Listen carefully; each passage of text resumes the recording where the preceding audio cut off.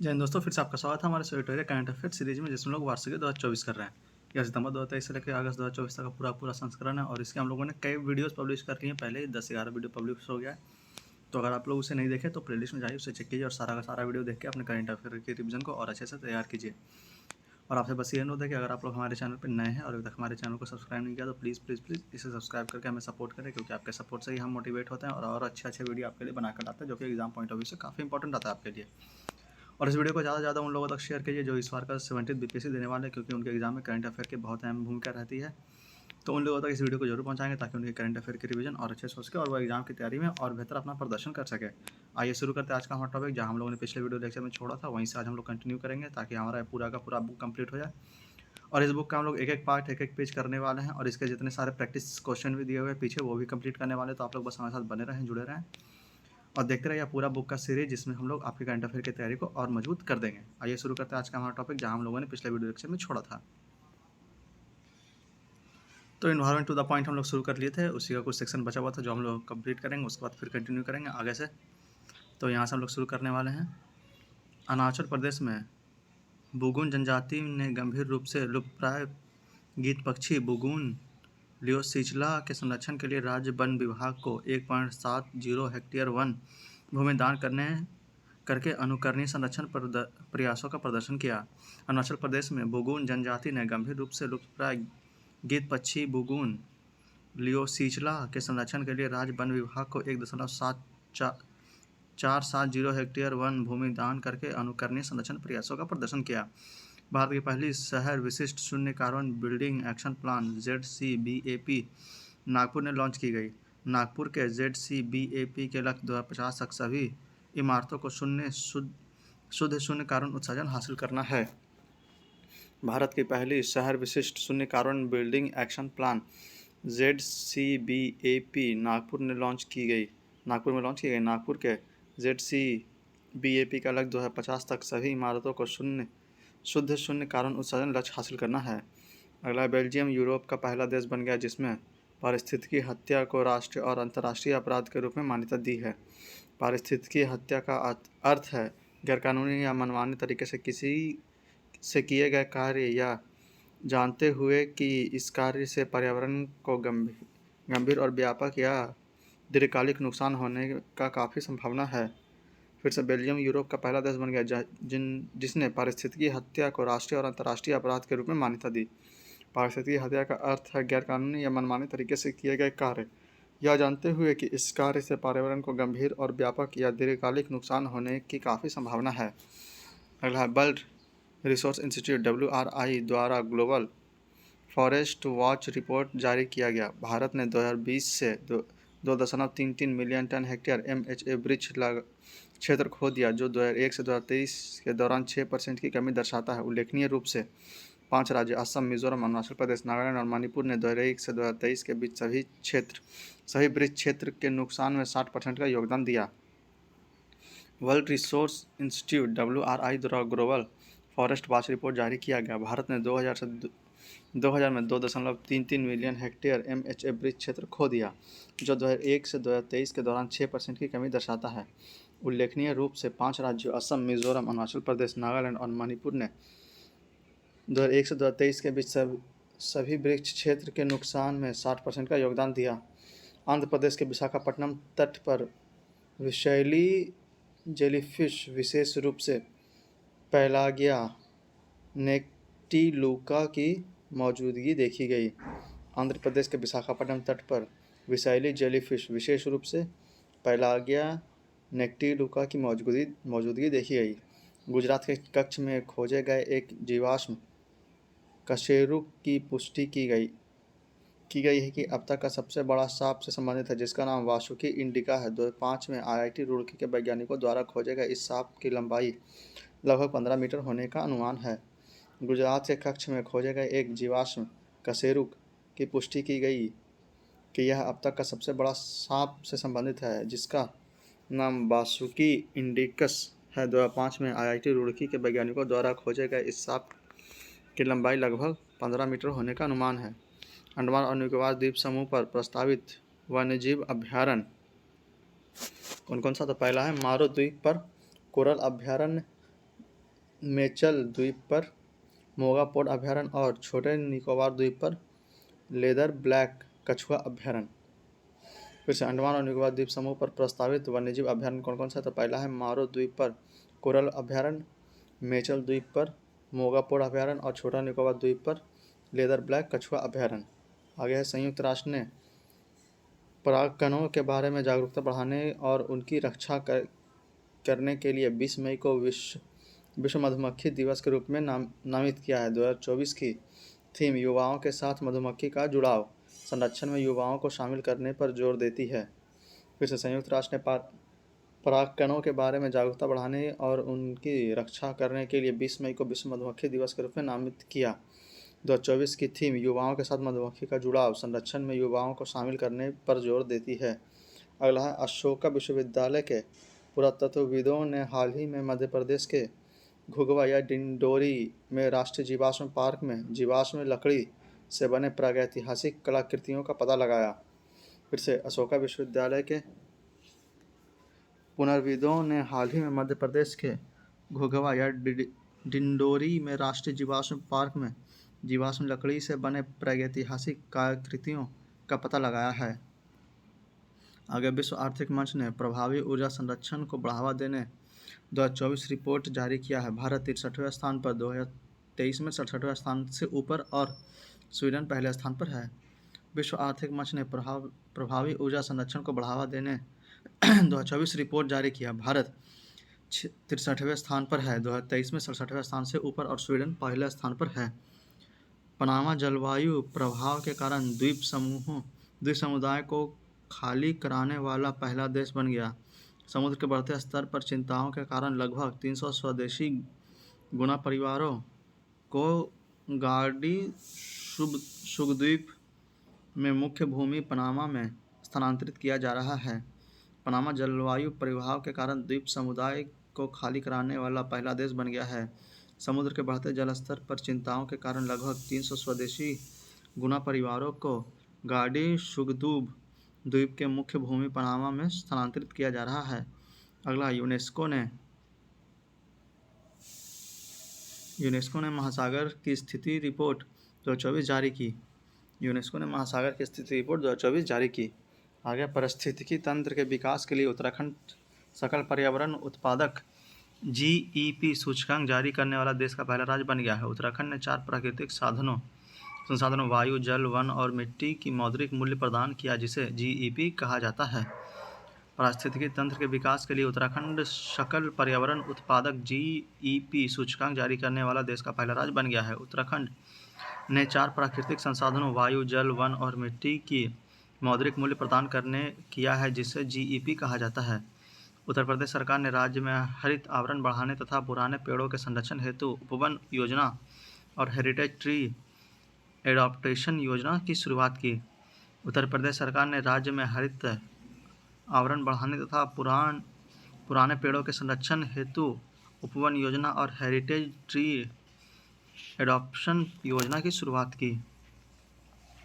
आगे अंतरिक्ष प्रौद्योगिकी। तो अंतरिक्ष से जुड़े क्या क्या हुए हैं भारत में या होने वाले हैं, आइए एक करके देखते हैं। चंद्रयान-3 भारत की एक महत्वाकांक्षी चंद्र मिशन है जिसका उद्देश्य चंद्रमा की संरचना को बेहतर ढंग से समझने और विकास को अभ्यास में लाने के लिए चंद्रमा के सतह पर उपलब्ध रासायनिक और प्राकृतिक तत्वों, मिट्टी, पानी आदि पर वैज्ञानिक प्रयोग करना है। इसे LVM-3M4 द्वारा 14 जुलाई 2023 को सतीश धवन अंतरिक्ष केंद्र श्रीहरिकोटा से लॉन्च किया गया। चंद्रयान-3 चंद्रमा के दक्षिणी ध्रुव के पास स्थित मैग्नस यू क्रेटर के पास 40 दिन की यात्रा के बाद 23 अगस्त 2023 को भारतीय समय अनुसार संध्या 6:04 सफलतापूर्वक सॉफ्ट लैंडिंग की। चंद्रयान-3 के सफलतापूर्वक पूरा करने में एस सोमनाथ, इसके इसरो अध्यक्ष P वीर मुथुवेला, चंद्रयान-3 प्रोजेक्ट डायरेक्टर और मोहन कुमार मिशन डायरेक्टर की महत्वपूर्ण भूमिका है। इसकी विशेषताएं क्या क्या है? तो इसमें मुख्यतः 3 मॉड्यूल हैं। पहला है प्रोपल्शन मॉड्यूल, दूसरा है लैंडर मॉड्यूल और तीसरा है रोवर मॉड्यूल। प्रोपल्शन मॉड्यूल क्या है? तो यह लैंडर और रोवर को चंद्रमा कक्षा में 100 किलोमीटर तक ले जाएगा। इस साथ इसमें एक विशेष यंत्र शेप स्पेक्ट्रोपोलारिमेट्री ऑफ हैबिटल प्लैनेटरी अर्थ लगा है जो चंद्रमा कक्षा से पृथ्वी की ध्रुवीय माप के साथ साथ महत्वपूर्ण अध्ययन करेगा। चंद्रमा 3 के लैंडर का नाम विक्रम और रोवर का नाम प्रज्ञान रखा गया है। रोवर में 6 पहिए हैं। विक्रम लैंडर पर 4 पॉलिड लगे हुए हैं। कौन कौन सा? तो पहला रंभा, दूसरा है कैस्टी और तीसरा है ILSA, चौथा है LRA। प्रज्ञान रोवर पर 2 payload laser induce breakdown spectroscope LIBS और alpha particle X-ray spectrometer apex लगे हैं, जिसका उद्देश्य लैंडर स्थल के आसपास मौलिक संरचना प्राप्त करना है। रोवर प्रज्ञान लैंडर विक्रम और के साथ कम्युनिकेशन करेगा और डेटा इकट्ठा करेगा। चंद्रयान 3 मिशन के दौरान रोवर के टायरों ने चंद्रमा की सतह पर भारत का राष्ट्रीय चिन्ह अशोक स्तंभ का निशान बनाया है। चंद्रयान 3 ने चंद्रमा के सतह पर 1 चंद्र दिवस 14 पृथ्वी दिवस तक काम किया। फिर से देखते हैं चंद्रयान 3 के बारे में। तो चंद्रयान 3 भारत का एक महत्वाकांक्षी चंद्र मिशन है जिसका उद्देश्य चंद्रमा की संरचना को बेहतर ढंग से समझने और उसका विज्ञान को अभ्यास में लाने के लिए चंद्रमा की सतह पर उपलब्ध रासायनिक और प्राकृतिक तत्वों, मिट्टी, पानी आदि पर वैज्ञानिक प्रयोग करना है। इसे LVM-3M4 द्वारा 14 जुलाई 2023 को सतीश धवन अंतरिक्ष केंद्र श्रीहरिकोटा से लॉन्च किया गया। चंद्रयान 3 ने चंद्रमा के दक्षिणी ध्रुव के पास स्थित मैजिनस यू क्रेटर के पास 40 दिनों की यात्रा के बाद 23 अगस्त 2023 को भारतीय समय अनुसार संध्या 6:04 सफलतापूर्वक सॉफ्ट लैंडिंग किया। चंद्रयान 3 को सफलतापूर्वक पूरा करने में एस सोमनाथ, इसरो अध्यक्ष वीर मुथुवेल, चंद्रयान 3 प्रोजेक्ट डायरेक्टर और मोहन कुमार मिशन डायरेक्टर का महत्वपूर्ण भूमिका है। विशेषता क्या क्या है? तो इसमें मुख्यतः 3 मॉड्यूल हैं: प्रोपल्शन मॉड्यूल, लैंडर मॉड्यूल और रोवर मॉड्यूल। प्रोपल्शन मॉड्यूल क्या है? तो यह लैंडर और रोवर को चंद्रमा कक्षा में 100 किलोमीटर तक ले जाएगा। साथ इसमें एक विशेष यंत्र शेप स्पेक्ट्रोपोलारीमेट्री ऑफ हैबिटल प्लैनेटरी अर्थ लगा है जो चंद्रमा कक्षा से पृथ्वी की ध्रुवीय माप के साथ साथ महत्वपूर्ण अध्ययन करेगा। चंद्रयान 3 के लैंडर का नाम विक्रम और रोवर का नाम प्रज्ञान रखा गया है। रोवर में 6 पहिए हैं। विक्रम लैंडर पर 4 पेलोड लगे हुए हैं: रंभा, कैस्टी, ILSA और LRA। प्रज्ञान रोवर पर 2 पेलोड लगे हुए हैं: इंड्यूस ब्रेकडाउन स्पेक्ट्रोस्कोप LIBS और alpha particle X-ray spectrometer APXS लगे, जिसका उद्देश्य लैंडिंग स्थल के आसपास मौलिक संरचना प्राप्त करना है। रोवर प्रज्ञान लैंडर विक्रम के साथ कम्युनिकेशन करेगा और डेटा इकट्ठा करेगा। चंद्रयान 3 मिशन के दौरान रोवर के टायरों ने चंद्रमा की सतह पर भारत का राष्ट्रीय चिन्ह अशोक स्तंभ का निशान बनाया है। चंद्रयान 3 ने चंद्रमा की सतह पर 1 चंद्र दिवस 14 पृथ्वी दिवस तक काम किया। अगला है इसमें अन्य बिंदु क्या क्या तो देखते हैं। तो भारत चंद्रमा के दक्षिणी ध्रुव पर पहुंचने वाला दुनिया का पहला देश बन गया है।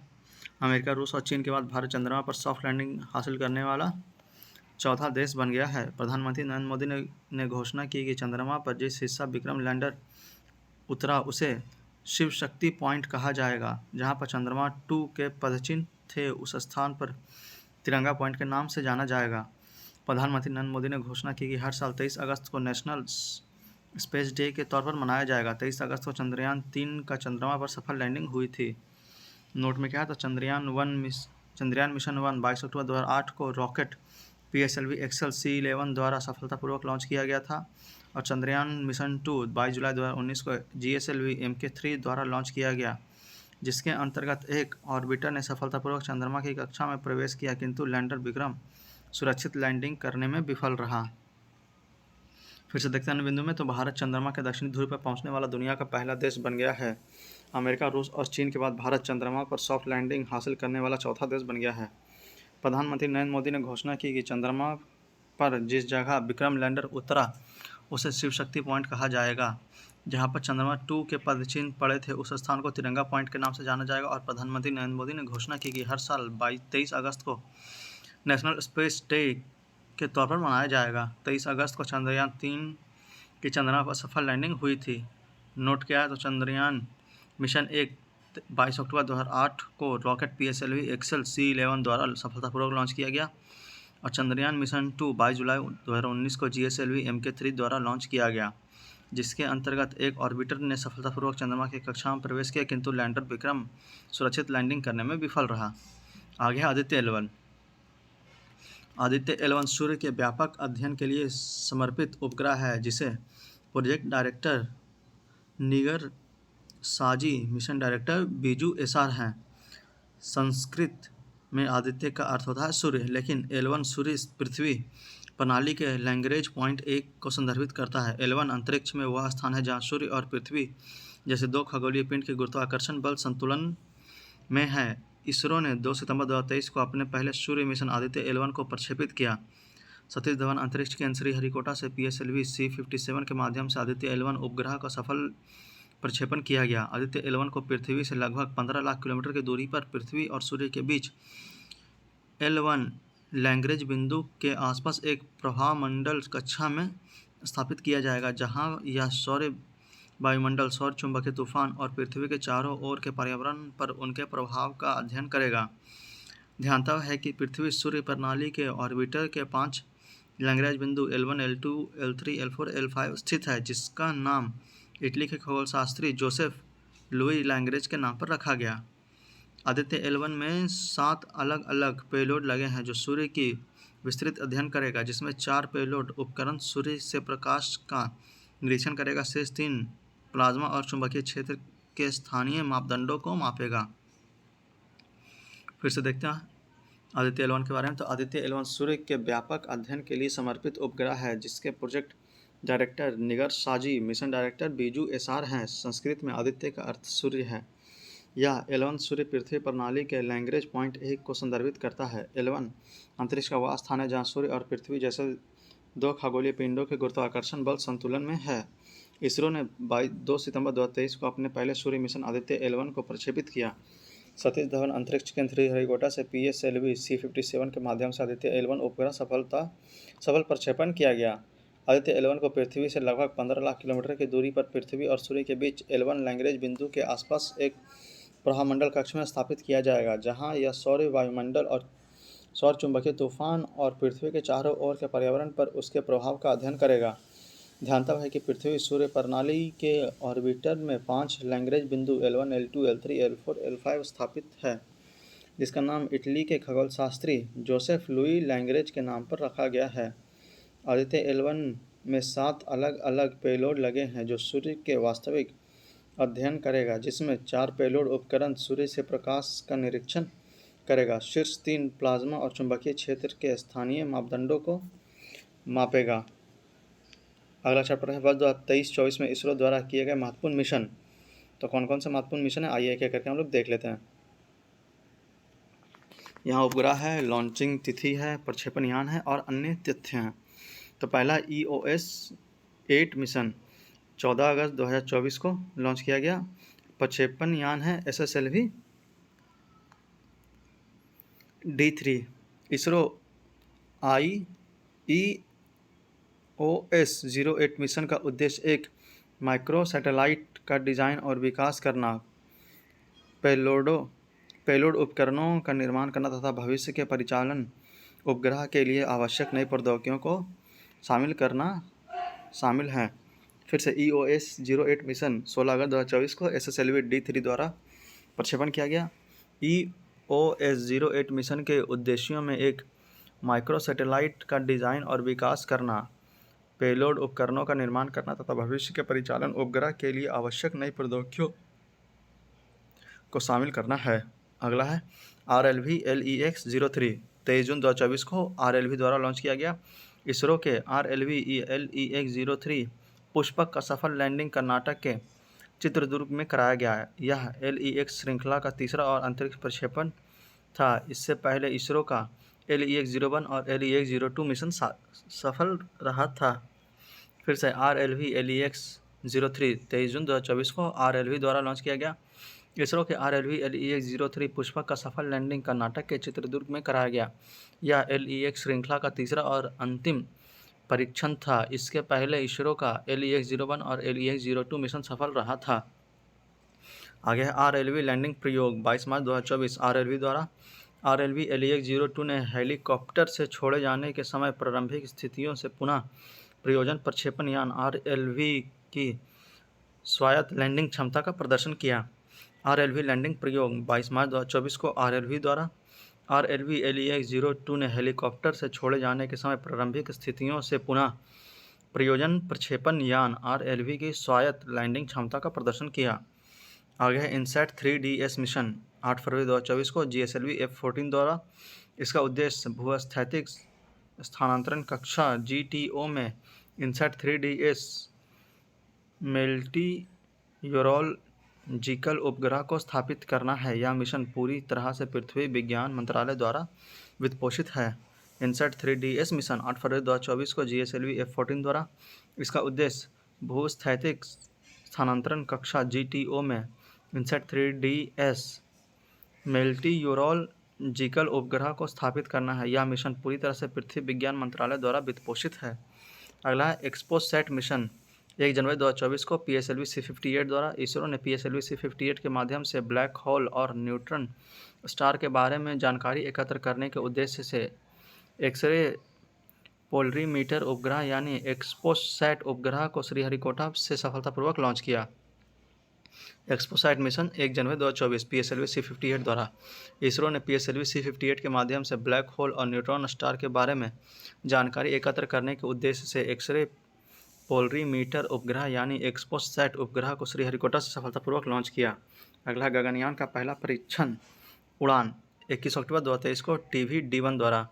इसका उद्देश्य एक परीक्षण वाहन प्रदर्शन के माध्यम से गगनयान कार्यक्रम के लिए क्रू एस्केप सिस्टम का प्रदर्शन करना था। गगनयान का पहला प्रक्षेपण यान 21 अक्टूबर 2023 को TV-D1 द्वारा। इसका उद्देश्य एक परीक्षण वाहन प्रदर्शन के माध्यम से गगनयान कार्यक्रम के लिए क्रू एस्केप सिस्टम का प्रदर्शन करना था। अगला आदित्य L1 मिशन 2 सितंबर 2023 को PSLV C-57 द्वारा। यह भारत का प्रथम सौर मिशन है।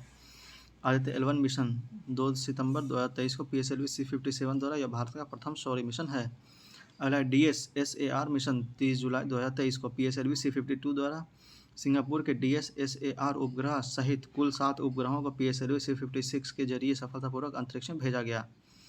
DSSAR मिशन 30 जुलाई 2023 को PSLV C-56 द्वारा। सिंगापुर के DSSAR उपग्रह सहित कुल 7 उपग्रहों को PSLV C-56 के जरिए सफलतापूर्वक अंतरिक्ष में भेजा गया। अगला चंद्रयान 3 14 जुलाई 2023 को LMV3M4 चंद्रमा के दक्षिणी ध्रुव पर सफल लैंडिंग करने वाला विश्व का प्रथम उपग्रह। चंद्रयान 3 14 जुलाई 2023 को LVM3M4 चंद्रमा के दक्षिणी ध्रुव पर सफल लैंडिंग करने वाला विश्व का प्रथम उपग्रह। अगला NVS-01 मई 2023 में लॉन्च किया गया GSLV F-12 द्वारा। NVS-01 अगली पीढ़ी के नाविक श्रृंखला का पहला उपग्रह है जिसका उद्देश्य देश की नौवहन क्षमताओं को बढ़ाना है। NVS-01 मई 2023 में लॉन्च किया गया GSLV F-12 द्वारा। NVS-01 अगली पीढ़ी के नाविक श्रृंखला का पहला उपग्रह है जिसका उद्देश्य देश के नौवहन क्षमताओं को बढ़ाना है। आगे है TELEOS-2 मिशन अप्रैल 2023 में PSLV C-55 द्वारा। इस मिशन के तहत सिंगापुर के 2 उपग्रह जिसमें प्राथमिक उपग्रह के रूप में TELEOS-2 और यह यात्री उपग्रह के रूप में लुमिलाइट 4 मिशन है 4 शामिल है। अगला फिर से TELEOS-2 मिशन अप्रैल 2023 में PSLV C-55 द्वारा। इस मिशन के तहत सिंगापुर के 2 उपग्रह जिसमें प्राथमिक उपग्रह के रूप में TELEOS और यह यात्री उपग्रह के रूप में लुमिलाइट 4 शामिल हैं। अगला इसरो के आगामी मिशन। तो कौन कौन से इसरो के आगामी मिशन है आइए एक एक करके हम लोग देखते हैं। तो मिशन का नाम है, अपेक्षित लॉन्च है और मुख्य बिंदु है।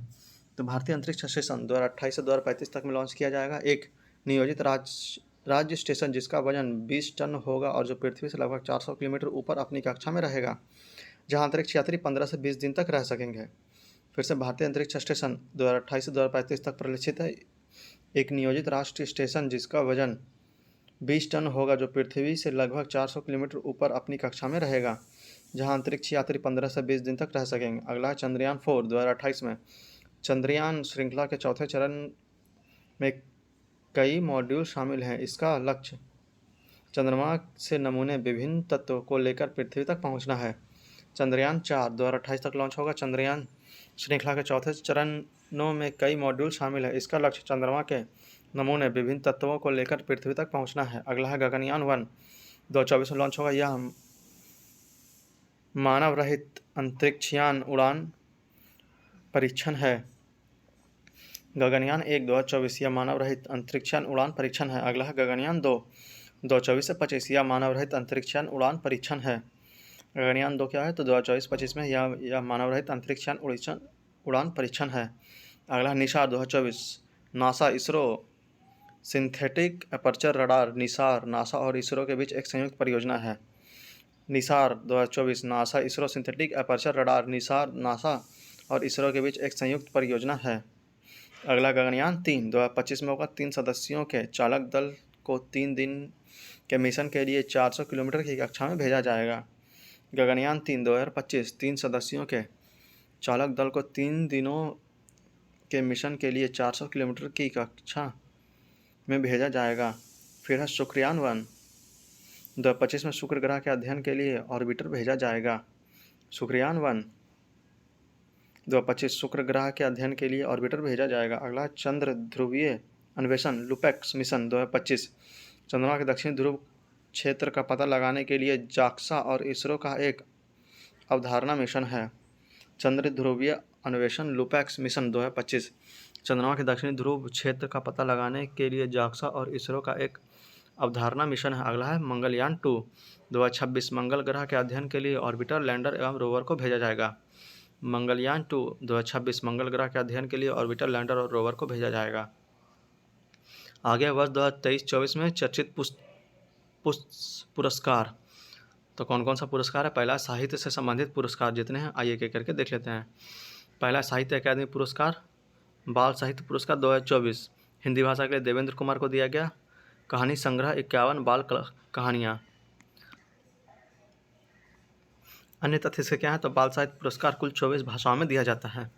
वहीं साहित्य अकादमी युवा पुरस्कार 2024 गौरव पांडे को दिया गया। कविता संग्रह स्मृतियों के बीच घिरी है पृथ्वी, यह युवा पुरस्कार कुल 23 भाषाओं में दिया गया। फिर से साहित्य अकादमी बाल साहित्य पुरस्कार 2024 देवेंद्र कुमार को दिया गया। कहानी संग्रह है 51 बाल कहानियाँ। अन्य तथ्य क्या है? तो बाल साहित्य पुरस्कार कुल 24 भाषाओं में दिया गया। फिर है साहित्य अकादमी युवा पुरस्कार गौरव पांडे, कविता संग्रह है स्मृतियों के बीच घिरी है पृथ्वी, युवा पुरस्कार कुल 23 भाषाओं में दिया गया। आगे साहित्य अकादमी पुरस्कार 2023 हिंदी भाषा में संजीव कुमार को उपन्यास मुझे पहचानो मैथिली भाषा के लिए, बसुकी नाथ झा निबंध संग्रह बोध संकेतन अंग्रेजी भाषा के लिए, नीलम शरण गौर उपन्यास क्या है? रेक्यूम इन रागा जानकी उर्दू भाषा के लिए, सादिका नवाब शहर उपन्यास है राजदेव की अमराई। वहीं साहित्य अकादमी पुरस्कार 2022 क्या था? तो हिंदी भाषा के लिए बद्री नारायण कविता संग्रह है तुमड़ी के शब्द, मैथिली भाषा के लिए अजित आज़ाद कविता है पेन ड्राइव में पृथ्वी, अंग्रेजी भाषा के लिए अनुराधा रॉय उपन्यास all the live we never lived, और उर्दू भाषा के लिए अनीस अशफाक उपन्यास था ख्वाब शराब। फिर से साहित्य अकादमी पुरस्कार 2023 हिंदी भाषा के लिए संजीव कुमार को उपन्यास है मुझे पहचानो, मैथिली भाषा के लिए वासुकी नाथ झा निबंध संग्रह बोध संकेतन, अंग्रेजी भाषा के लिए नीलम शरण गौर उपन्यास था रेक्यूम इन रागा जानकी शादी। फिर उर्दू भाषा के लिए सादिका नवाब शहर उपन्यास राजदेव की अमराई।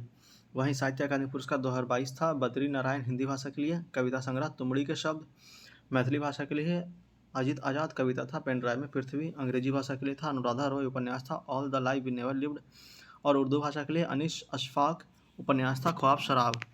वहीं मैन बुकर अंतर्राष्ट्रीय पुरस्कार 2024 विजेता हैं जेकी एप्रेनबेक जर्मनी, कृति है कायरो कोरोस, अनुवादक हैं माइकल हॉफमैन, और अन्य तथ्य हैं जेनी एप्रेनब्रेक अंतर्राष्ट्रीय मैन बुकर पुरस्कार पाने वाली पहले जर्मन लेखिका हैं। वहीं मैन बुकर पुरस्कार अंतर्राष्ट्रीय पुरस्कार 2023 था जॉर्जी गोर्सोपदीनोव बुल्गारिया की, कृति इसका है टाइम शेल्टर, अनुवादक हैं एंजेला रोडेल, और अन्य तथ्य हैं जॉर्जी गोर्सोपोदिनोव अंतर्राष्ट्रीय मैन बुकर पुरस्कार पाने वाली बुल्गारिया के प्रथम लेखक हैं। फिर से देखते हैं मैन बुकर अंतर्राष्ट्रीय पुरस्कार 2024 विजेता हैं जेर्जी एप्रोन ब्रेक जर्मनी, कृति हैं कायरोस अनुवादक हैं माइकल हॉफमैन और अन्य तथ्य हैं जेनी एप्रेनब्रेक अंतर्राष्ट्रीय मैन बुकर पुरस्कार पाने वाली पहली जर्मन लेखिका। वहीं मैन बुकर अंतर्राष्ट्रीय पुरस्कार 2023 विजेता है जॉर्जी गोर्सोप-दिनोव बुल्गारिया। कृति है द टाइम शेल्टर। अनुवादक हैं एंजेला रोडेल और अन्य तथ्य में हैं जॉर्जी गोर्सोप-दिनोव अंतर्राष्ट्रीय मैन बुकर पुरस्कार पाने वाले बुल्गारिया के प्रथम लेखक। वहीं बुकर पुरस्कार 2023 क्या था तो विजेता थे पॉल लॉन्च, आयरिश लेखक। कृति इसका है पॉपेट सॉन्ग। अन्य तथ्य में है भारतीय मूल की लेखिका चेतना मारू की किताब वेस्टर्न लेन को भी इस पुरस्कार के लिए नामित किया गया था। वहीं बुकर पुरस्कार 2022 के लिए विजेता है शेहान करुणातालिका, श्रीलंकाई लेखक। कृति इसका है the seven moon of Maalia Almeida. अन्य तथ्य यह उपन्यास एक युद्ध फोटोग्राफ की कहानी के बारे में बताता है। फिर से देखते हैं बुकर पुरस्कार 2023 विजेता है पॉल लॉन्च, आयरिश लेखक। कृति इसका है परफेक्ट सॉन्ग और अन्य तथ्य में है भारतीय मूल की लेखिका चेतना मारू की किताब वेस्टर्न लेन को भी इस पुरस्कार के लिए नामित किया गया था। फिर है बुकर पुरस्कार 2022 विजेता इसका है शेहान करुणातिलका, श्रीलंकाई लेखक। कृति इनका है the seven moon of Maali Almeida. अन्य तथ्य यह उपन्यास एक युद्ध फोटोग्राफ की कहानी के बारे में बताता है। अगला है जेसीबी साहित्य पुरस्कार 2023 विजेता इसका है पेरुमल मुरुगन, तमिल लेखक है। पुरस्कार है फायरबर्ड, अंग्रेजी अनुवाद है इसका जर्नी कनन। वहीं जेसीबी साहित्य पुरस्कार 2022 विजेता है खालिद जावेद, उर्दू लेखक। पुस्तक है इनका द पैराडाइज ऑफ फूड। फिर से जेसीबी साहित्य पुरस्कार 2023 विजेता इसका है पेरुमल मुरुगन, तमिल लेखक और पुस्तक है फायरबर्ड, अंग्रेजी अनुवाद इसका है जानकी कनन। वहीं जेसीबी साहित्य पुरस्कार 2022 है विजेता खालिद जावेद, उर्दू लेखक और पुस्तक इनका है द पैराडाइज ऑफ फूड। अगला सरस्वती सम्मान 2023 33वां विजेता इसका है प्रभा वर्मा, मलयालम लेखक। कृति इसका है रौद्र सात्विकम नोवेल। और सरस्वती सम्मान 2022 32वां है विजेता शिवशंकरी, तमिल लेखिका और कृति इसका है सूर्य वामसम। फिर से सरस्वती सम्मान 2023 33वां विजेता इसका है प्रभा वर्मा, मलयालम लेखिका और कृति इसका है रौद्र सात्विकम नोवेल। सरस्वती सम्मान 2022 32वां विजेता है शिवशंकरी, तमिल लेखिका और कृति इसका है सूर्य वामसम। वहीं व्यास सम्मान 2023 33वां है विजेता पुष्पा भारती, हिंदी लेखिका और कृति है यादें यादें और यादें। वहीं व्यास सम्मान 2022 32वां है विजेता ज्ञान चतुर्वेदी, हिंदी लेखक और कृति इनका है पागल खाना। फिर से देखते हैं व्यास सम्मान 2023 33वां है विजेता पुष्पा भारती, हिंदी लेखिका। कृति इनका है यादें यादें और यादें। वहीं व्यास सम्मान 2022 32वां है ज्ञान चतुर्वेदी, हिंदी लेखक है और इनका कृति है पागल खाना। अगला ज्ञानपीठ पुरस्कार 2023 58वां गुलजार को दिया गया, संपूर्ण सिंह कालरा उर्दू में और जगत गुरु रामभद्राचारी संस्कृत में। ज्ञानपीठ पुरस्कार 2023 गुलजार, संपूर्ण सिंह कालरा उर्दू और जगत गुरु रामचंद्र भद्र संस्कृत में। अन्य साहित्यिक पुरस्कार क्या है तो 52वां विश्व हिंदी सम्मान डॉक्टर उषा ठाकुर, 12वां विश्व हिंदी सम्मान doctor Usha Thakur. Pen printer पुरस्कार 2024 अरुंधति रॉय, पेन प्रिंटर पुरस्कार 2024 अरुंधति रॉय। कन्नड़ कवयित्री ममता जी सागर को विश्व लेखक संगठन द्वारा साहित्य में उसके योगदान के लिए विश्व साहित्यिक पुरस्कार से सम्मानित किया गया। कन्नड़ कवयित्री ममता जी सागर को विश्व लेखक संगठन द्वारा साहित्य में उसके योगदान के लिए विश्व साहित्यिक पुरस्कार से सम्मानित किया गया। अगला है रस्किन बॉन्ड को साहित्यिक संगठन द्वारा दिए जाने वाले सर्वोच्च सम्मान साहित्य अकादमी फेलोशिप अवार्ड से सम्मानित किया गया। साहित्य अकादमी फेलोशिप अवार्ड के प्रथम विजेता भारत के प्रथम उपराष्ट्रपति सर्वपल्ली राधाकृष्णन थे। रस्किन बॉन्ड को साहित्य संगठन द्वारा दिए जाने वाले सर्वोच्च सम्मान साहित्यिक अकादमी फेलोशिप अवार्ड से सम्मानित किया गया। साहित्यिक अकादमी फेलोशिप अवार्ड का प्रथम विजेता भारत के प्रथम उपराष्ट्रपति सर्वपल्ली राधाकृष्णन थे। हाल ही में प्रसिद्ध भारतीय लेखक अमिताभ घोष को 2024 के प्रतिष्ठित इरास्मस पुरस्कार से सम्मानित किया गया। श्री अमिताभ घोष को यह पुरस्कार साहित्य के माध्यम से जलवायु संकट का उजागर करने के लिए दिया गया। हाल ही में प्रसिद्ध लेखक भारतीय लेखक अमिताभ घोष को 2024 के प्रतिष्ठित इरास्म पुरस्कार से सम्मानित किया गया। श्री अमिताभ घोष को यह पुरस्कार साहित्य के माध्यम से जलवायु संकट का उजागर करने के लिए दिया गया है। अगला, भारतीय राष्ट्रपति श्रीमती द्रौपदी मुर्मू को यूनिवर्सिटी ऑफ मॉरिशस ने डॉक्टर ऑफ सिविल लॉ की मानद अवधि से सम्मानित किया गया है। भारतीय राष्ट्रपति श्रीमती द्रौपदी मुर्मू को यूनिवर्सिटी ऑफ मॉरिशस ने डॉक्टर ऑफ सिविल लॉ की मानद उपाधि से सम्मानित किया है। रेमन मैग्सेसे पुरस्कार 2023 4 लोगों को दिया गया, जिसमें एक भारतीय शामिल है। R Ravi Kannan, surgical oncologist, medical क्षेत्र में। रेमन मैग्सेसे पुरस्कार 2023 4 लोगों को दिया गया, जिसमें एक भारतीय शामिल है। R Ravi Kannan, surgical oncologist, medical क्षेत्र में। अगला है टैगोर साहित्य पुरस्कार 2023 सुकृता पॉल कुमार, कृति क्या है? Salt and paper, selected poems को दिया गया। फिर से, टैगोर साहित्य पुरस्कार 2023 सुकृता पॉल कुमार को कृति इसका है salt and paper, selected poems को दिया गया। अगला, गांधी शांति पुरस्कार वर्ष 2021 के लिए गीता प्रेस गोरखपुर भारत को और वर्ष 2020 के लिए शेख मुजीबुर रहमान बांग्लादेश को। गांधी शांति पुरस्कार वर्ष 2021 के लिए गीता प्रेस गोरखपुर और वर्ष 2020 के लिए शेख मुजीबुर रहमान बांग्लादेश। अगला, इंदिरा गांधी शांति निरस्त्रीकरण और विकास पुरस्कार 2023 के लिए बैनियल बारेनबोइम तथा अली अबू अब्बाद को इजराइल फिलिस्तीन संघर्ष के हिंसक समाधान और इजराइल तथा अरब देशों के लिए एक साथ लाने का प्रयास हेतु। अगला, इंदिरा गांधी शांति निरस्त्रीकरण और विकास पुरस्कार 2023 के लिए डैनियल बोरेनबोइम तथा अली अबू अब्बाद को इजराइल फिलिस्तीन संघर्ष को अहिंसक समाधान एवं इजराइल तथा अरब देशों के लोगों के एक साथ लाने के प्रयास हेतु। आगे राष्ट्रीय खेल पुरस्कार, तो आइए के करके राष्ट्रीय खेल पुरस्कार देख लेते हैं। तो केंद्रीय युवा कल्याण और खेल मंत्रालय की ओर से हर साल खेल में उल्लेखनीय प्रदर्शन करने वाले खिलाड़ियों को राष्ट्रीय खेल पुरस्कार से सम्मानित किया जाता है। वर्ष 2023 में कुल 24 पुरस्कार विस्तृत किए गए।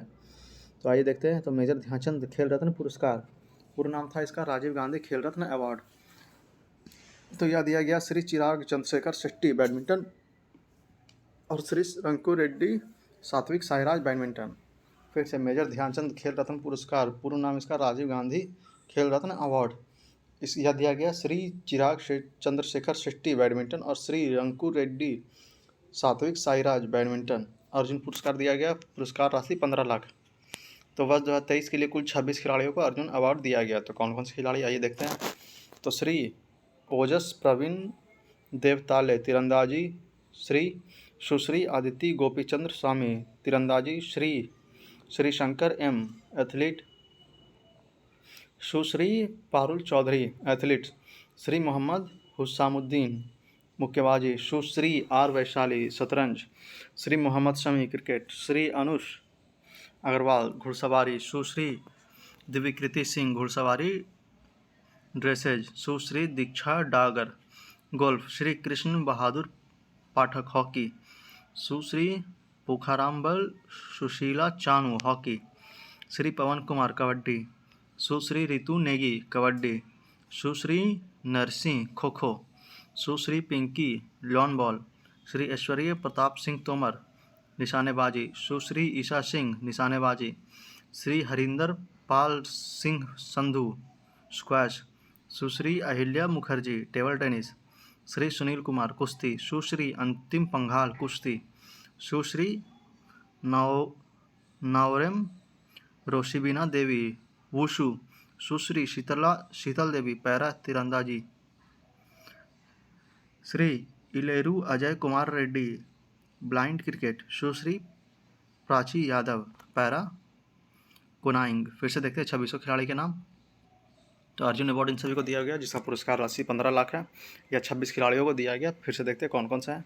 तो श्री ओजोस प्रवीण देवताले तीरंदाजी, सुश्री आदित्य गोपीचंद्र स्वामी तीरंदाजी, श्री शंकर एम एथलीट्स, सुश्री पारुल चौधरी एथलीट्स, श्री मोहम्मद हुसामुद्दीन मुक्केबाजी, सुश्री आर वैशाली शतरंज, श्री मोहम्मद शमी क्रिकेट, श्री अनुष अग्रवाल घुड़सवारी, सुश्री दिव्य कीर्ति सिंह घुड़सवारी ड्रेसेज, सुश्री दीक्षा डागर गोल्फ, श्री कृष्ण बहादुर पाठक हॉकी, सुश्री पुखाराम्बम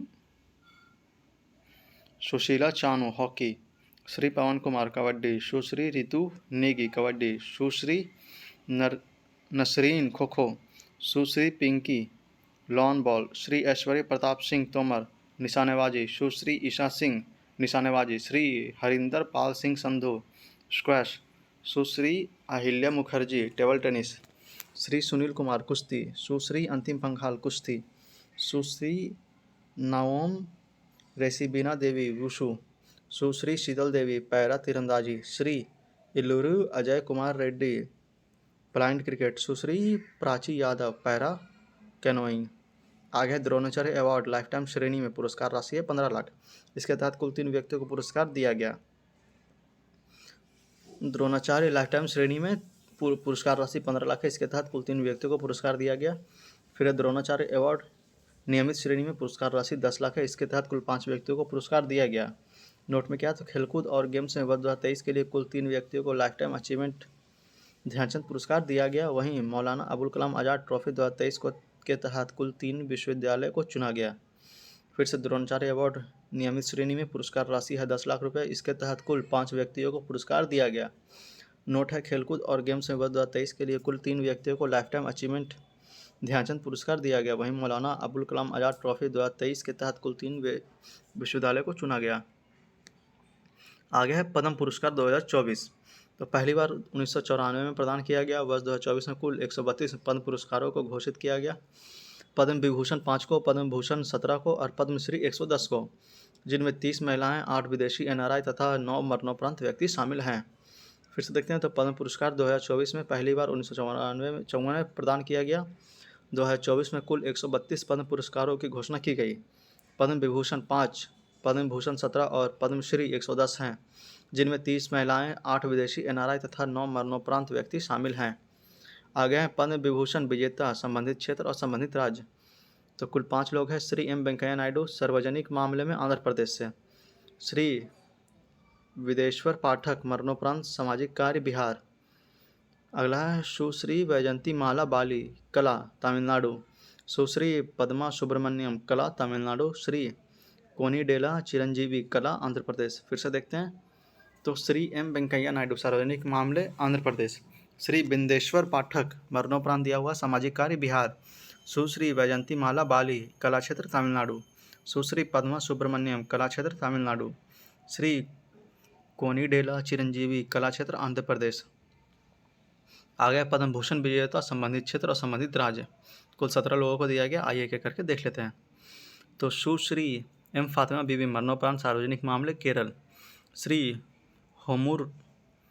होमुरसजी एन काला साहित्य एवं शिक्षा पत्रकारिता महाराष्ट्र, श्री मिथुन चक्रवर्ती कला क्षेत्र पश्चिम बंगाल, श्री सीताराम जिंदल व्यापार एवं उद्योग कर्नाटक, श्री यंग लियू व्यापार एवं उद्योग ताइवान, श्री अश्विनी बालचंद्र मेहता औषधि महाराष्ट्र, श्री सत्यव्रत मुखर्जी मरणोपरांत सामाजिक मामले पश्चिम बंगाल, श्री राम नाइक सार्वजनिक मामले महाराष्ट्र, श्री तेजस मधुसूदन पटेल औषधि गुजरात, श्री ओलनचरी राजगोपाल सार्वजनिक मामले केरल, श्री दत्तात्रेय अंबादास मलायू उर्फ राजदत्त कला क्षेत्र महाराष्ट्र, श्री तोगदान रिनपोछे मरणोपरांत अन्य ध्यानतो मध्य लद्दाख, श्री प्यारेलाल शर्मा कला क्षेत्र महाराष्ट्र, श्री चंद्रशेखर प्रसाद ठाकुर औषधि बिहार, सुश्री उषा उत्थुप कला क्षेत्र पश्चिम बंगाल, श्री विजयकांत मरणोपरांत कला क्षेत्र तमिलनाडु, श्री कुंदन व्यास साहित्य एवं शिक्षा पत्रकारिता महाराष्ट्र। फिर से देखते हैं, आइए। पद्म विभूषण विजेता कुल 17 लोग हैं।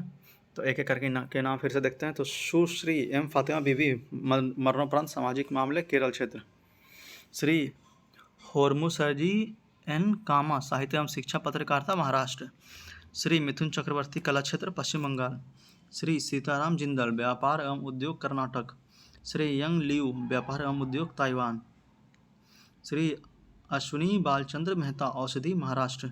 श्री सत्यव्रत मुखर्जी मरणोपरांत सामाजिक मामले पश्चिम बंगाल। श्री राम नाईक सार्वजनिक मामले महाराष्ट्र। श्री तेजस मधुसूदन पटेल औषधि गुजरात।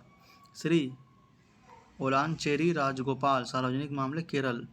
श्री दत्तालय अंबादास मलायू उर्फ राजदत्त कला क्षेत्र महाराष्ट्र।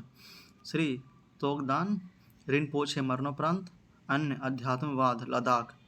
श्री प्यारेलाल शर्मा कला क्षेत्र महाराष्ट्र। श्री चंद्रशेखर प्रसाद ठाकुर औषधि बिहार। सुश्री उषा उत्पु कला क्षेत्र पश्चिम बंगाल। श्री विजयकांत मरणोपरांत कला क्षेत्र तमिलनाडु। श्री कुंदन व्यास साहित्य एवं शिक्षा पत्रकारिता महाराष्ट्र। आगे 2024 में कुल 110 व्यक्तियों को पद्मश्री पुरस्कार से सम्मानित किया गया और जिसमें खेल क्षेत्र में पद्मश्री से सम्मानित व्यक्ति निम्नलिखित हैं। कौन कौन से हैं तो देखते हैं।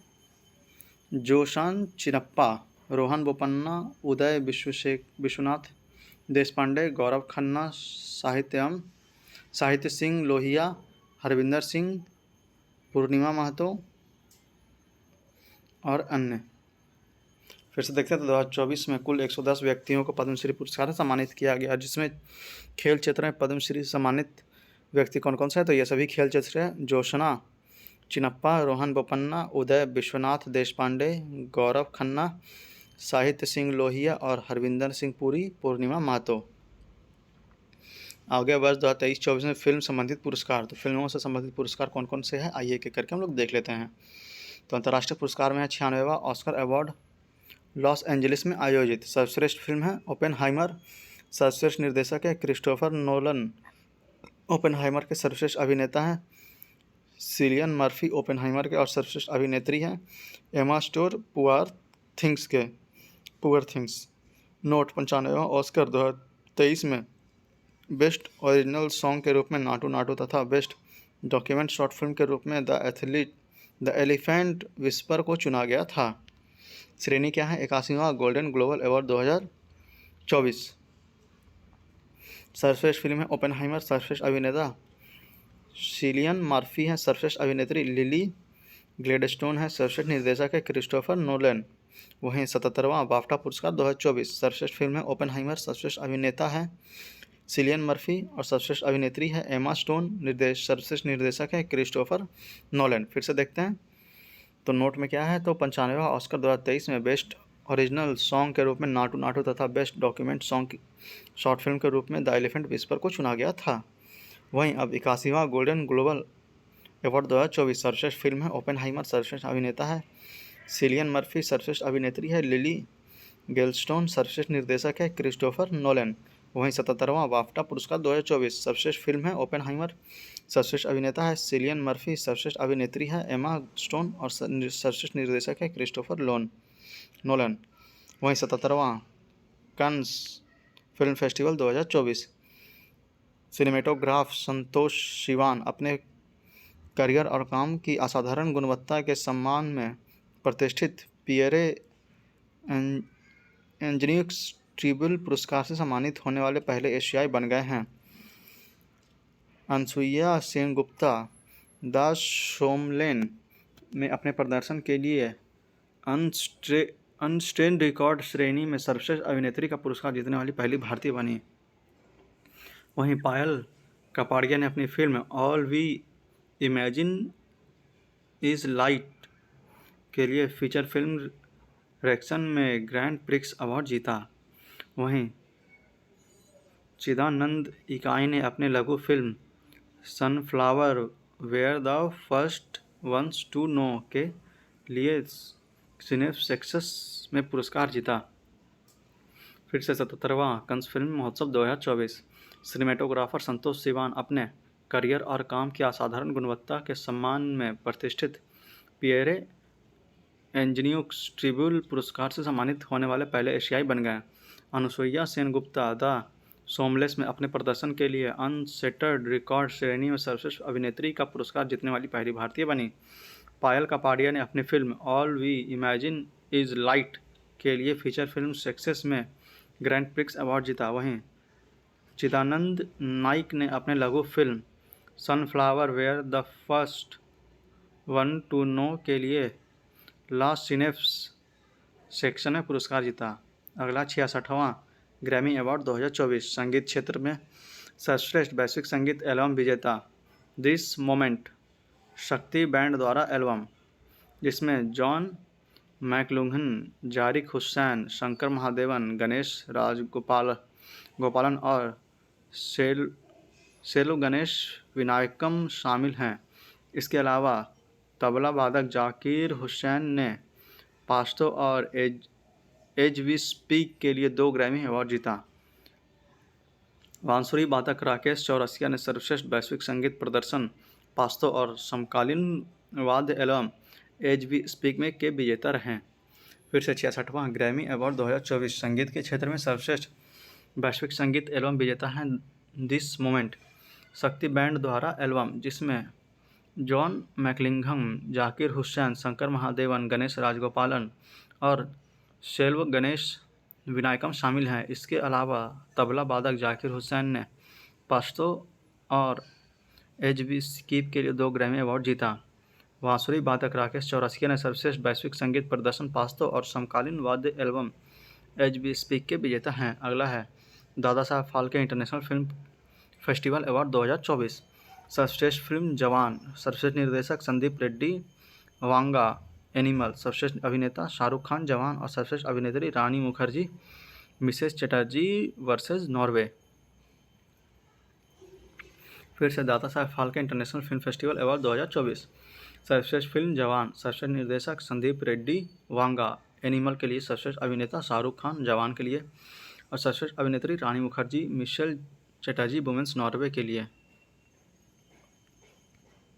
आ गया राष्ट्रीय पुरस्कार। 17वां राष्ट्रीय फिल्म पुरस्कार 2024 सर्वश्रेष्ठ फिल्म है अट्टम, मलयालम का सर्वश्रेष्ठ अभिनेता है ऋषभ शेट्टी, कंतारा के लिए सर्वश्रेष्ठ अभिनेत्री है नित्या मेनन, तिरुचिदम्बरम का, और मानसी पारेख कच्छ एक्सप्रेस। सर्वश्रेष्ठ निर्देशक है सूरज बड़जात्या, ऊंचाई के लिए। सर्वश्रेष्ठ हिंदी फिल्म है गुलमोहर, सर्वश्रेष्ठ म्यूजिकल डायरेक्टर है ए.आर. रहमान। फिर से देखते हैं 17वां राष्ट्रीय फिल्म पुरस्कार 2024 सर्वश्रेष्ठ फिल्म है आटम, मलयालम के लिए सर्वश्रेष्ठ अभिनेता है ऋषभ शेट्टी, कंतारा के लिए सर्वश्रेष्ठ अभिनेत्री है नित्या मेनन, तिरुचिदम्बरम के लिए, और मानसी पारेख कच्छ एक्सप्रेस के लिए। सर्वश्रेष्ठ निर्देशक है सूरज बड़जात्या, ऊंचाई के लिए। सर्वश्रेष्ठ हिंदी फिल्म है गुलमोहर, सर्वश्रेष्ठ म्यूजिकल डायरेक्टर है ए.आर. रहमान। वहीं 69वां फिल्म फेयर अवार्ड 2024 आयोजन हुआ गुजरात में। सर्वश्रेष्ठ फिल्म था 12th फेल, सर्वश्रेष्ठ अभिनेता था रणवीर कपूर एनिमल के लिए, सर्वश्रेष्ठ अभिनेत्री आलिया भट्ट रॉकी एंड रानी की प्रेम कहानी के लिए, और सर्वश्रेष्ठ निर्देशक है वधु विनोद चोपड़ा 12th फेल। फिर से सर्वश्रेष्ठ फिल्म है 12th फेल, सर्वश्रेष्ठ अभिनेता रणवीर कपूर एनिमल के लिए, सर्वश्रेष्ठ अभिनेत्री आलिया भट्ट रॉकी एंड रानी की प्रेम कहानी के लिए, सर्वश्रेष्ठ निर्देशक है विधु विनोद चोपड़ा 12th फेल के लिए। अगला है लता दीनानाथ मंगेशकर अवार्ड 2024। अमिताभ बच्चन को इस पुरस्कार की तीसरे प्राप्त करता रहे। नोट किया, प्रथम लता दीनानाथ मंगेशकर अवार्ड प्रधानमंत्री नरेंद्र मोदी को, दूसरा अवार्ड लता दीनानाथ मंगेशकर अवार्ड आशा भोसले को मिला था। आगे फिर से देखते हैं लता दीनानाथ मंगेशकर अवार्ड 2024। अमिताभ बच्चन इस पुरस्कार के तीसरे प्राप्त करता रहे। वहीं प्रथम लता दीनानाथ मंगेशकर अवार्ड प्रधानमंत्री नरेंद्र मोदी एवं दूसरा अवार्ड लता दीनानाथ मंगेशकर अवार्ड आशा भोसले को मिला था। अगला मास्टर दीनानाथ मंगेशकर अवार्ड 2024। यह अवार्ड कुल 10 लोगों या संस्था को दिया गया, जिसमें ए.आर. रहमान, रणदीप हुड्डा, अशोक सर्राफ एवं अन्य लोग शामिल हैं। साथ ही दिग्गज अभिनेता अशोक सर्राफ को महाराष्ट्र के सर्वोच्च नागरिक सम्मान महाराष्ट्र भूषण से सम्मानित किया गया। फिर से देखते हैं मास्टर दीनानाथ मंगेशकर अवार्ड 2024। यह अवार्ड कुल 10 लोगों को और संस्था को दिया गया, जिसमें ए.आर. रहमान, रणदीप हुड्डा, अशोक सरफराज और अन्य लोग या संस्था शामिल हैं। साथ ही दिग्गज अभिनेता अशोक सर्राफ को महाराष्ट्र के सर्वोच्च नागरिक सम्मान महाराष्ट्र भूषण से सम्मानित किया गया। अन्य फिल्म पुरस्कार कौन कौन से आइए देख लेते हैं। तो संगीत कलानिधि पुरस्कार 2024 थेरू मदाबुसी कृष्णा टी.एम. कृष्णा को दिया गया। संगीत कलानिधि पुरस्कार 2024 थेरू मदाबुसी कृष्णा या टी.एम. कृष्णा को। नृत्य कलानिधि पुरस्कार 2024 नीना प्रसाद मोहिनीअट्टम के लिए। नृत्य कलानिधि पुरस्कार 2024 नीना प्रसाद मोहिनीअट्टम के लिए। फिल्मकार जोया अख्तर और ब्रिटिश भारतीय शेफ अस्मा खान को लंदन में वार्षिक इंडिया यूके अचीवर सम्मान से सम्मानित किया गया। फिल्मकार जोया अख्तर और ब्रिटिश भारतीय शेफ अस्मा खान को लंदन में वार्षिक इंडिया यूके अचीवर सम्मान से सम्मानित किया गया। अगला, प्रसिद्ध भारतीय अभिनेत्री शबाना आज़मी को हाल ही में freedom of the city London पुरस्कार से सम्मानित किया गया। प्रसिद्ध भारतीय अभिनेत्री शबाना आज़मी को हाल ही में freedom of the city London पुरस्कार से सम्मानित किया गया। आगे, हाल ही में भारतीय अभिनेत्री सना मल्होत्रा ने New York India film festival 2024 film Mrs में अपने शानदार प्रदर्शन के लिए सर्वश्रेष्ठ अभिनेत्री का पुरस्कार दिया गया। हाल ही में भारतीय अभिनेत्री सना मल्होत्रा को New York India film festival 2024 film Mrs में अपने शानदार प्रदर्शन के लिए सर्वश्रेष्ठ अभिनेत्री के पुरस्कार दिया गया। अगला, विनोद गनात्रा को नेल्सन मंडेला लाइफटाइम अचीवमेंट पुरस्कार 2024 से सम्मानित किया गया। विनोद गनात्रा इस पुरस्कार से सम्मानित होने वाले पहले भारतीय बन गए। विनोद गनात्रा को नेल्सन मंडेला लाइफटाइम अचीवमेंट पुरस्कार 2024 से सम्मानित किया गया।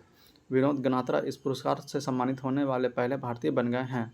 अगला है, टाइटैनिक में भूमिका निभाने वाले प्रसिद्ध अभिनेत्री केट विंसलेट को हाल ही में म्यूनिक फिल्म फेस्टिवल में लाइफटाइम अचीवमेंट अवार्ड 2024 से सम्मानित किया गया।